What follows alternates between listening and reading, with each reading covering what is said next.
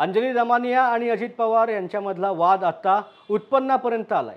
रिचार्जवाली बाई म्हणत दमानियांनी परदेश दौरे आणि उत्पन्नाचे स्रोत सांगावे असं अजित पवारांच्या राष्ट्रवादीचे प्रवक्ते सुरज चव्हाणांनी निशाणा साधला। त्यावरूनच आता 17 तारखेला उत्पन्नाची कागदपत्र घेऊन मुंबईला येते अजित पवारांनीही यावं असं चॅलेंज दमानिया यांनी दिलंय।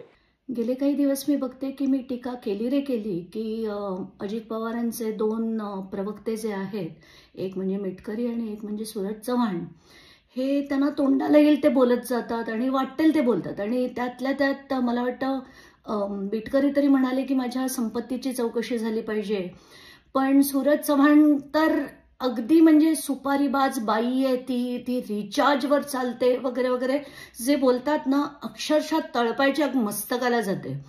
तर मला असं वाटलं की कोण सुरज चव्हाण आणि त्याच्याशी मी का बोलू आणि का वाद करू।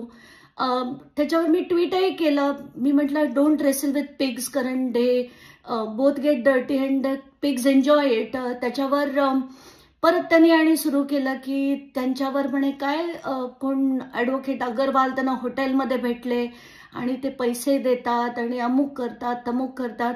कारण कसं आहे की सुरज चव्हाण आणि मिटकरी सारख्या लोकांनी सिद्धांत आणि तत्व हे शब्द आणि देशसेवा हे शब्द ते त्यांच्या डिक्शनरीतच नाही आहेत आणि त्यांना पुढे राजकारणात आल्यावर अजित पवारांनी शिकवले पण नाही आहेत।